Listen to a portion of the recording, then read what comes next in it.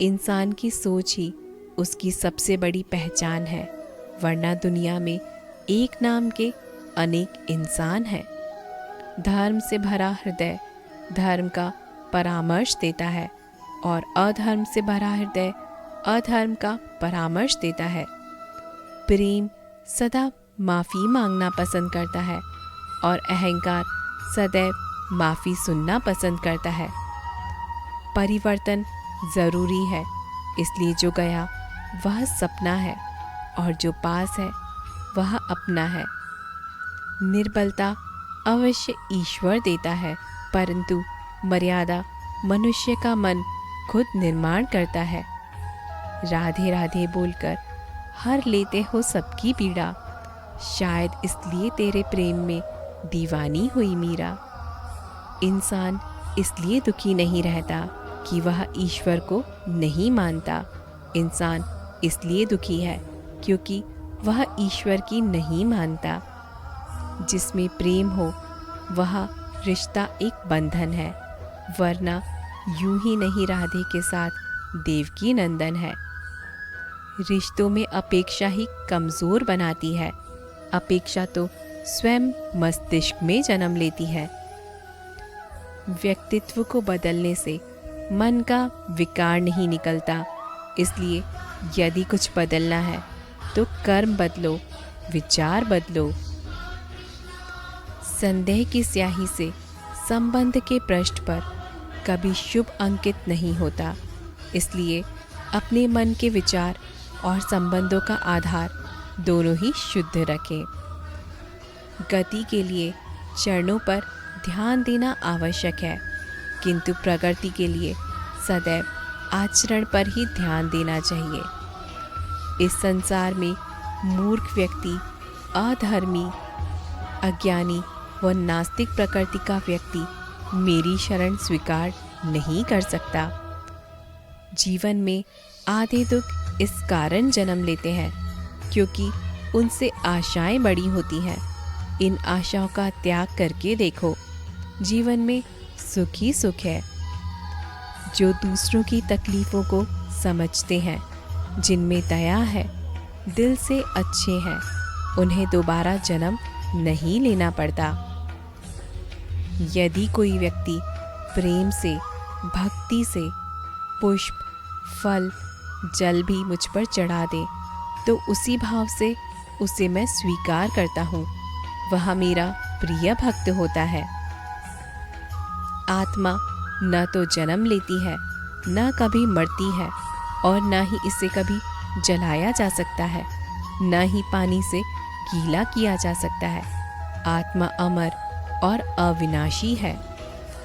अंत काल में जो मनुष्य मेरा स्मरण करते हुए देह त्याग करता है, वह मेरी शरण में आता है।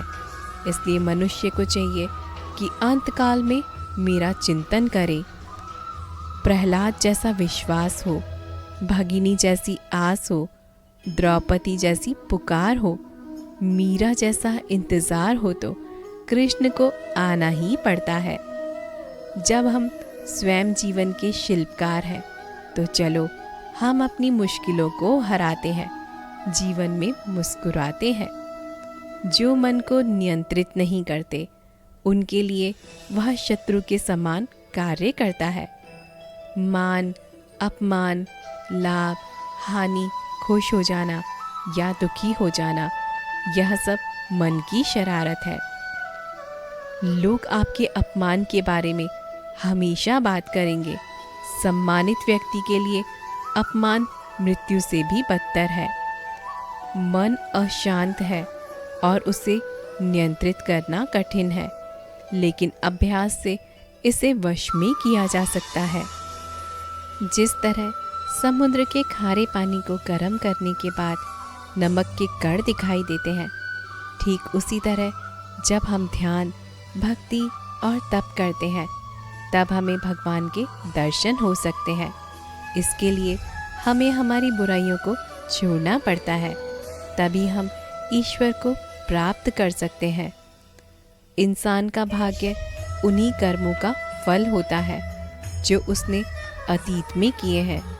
इसी तरह वह लोग जो आज कर्म कर रहे हैं वो उनके आने वाले कल का निर्धारण करते हैं।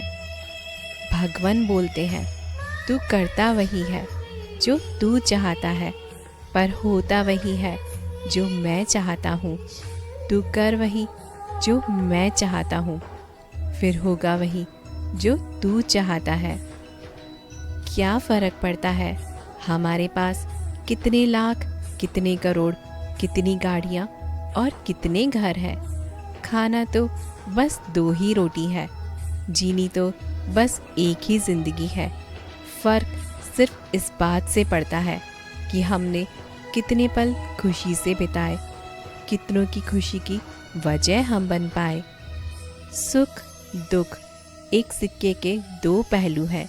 जहाँ सुख होगा वहाँ दुख भी होगा, जहाँ दुख होगा वहाँ सुख भी होगा।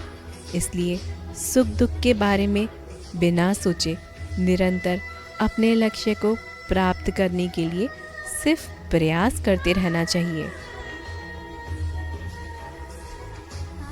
न यमराज और न ही महर्षि मेरी उत्पत्ति का कारण जानते हैं।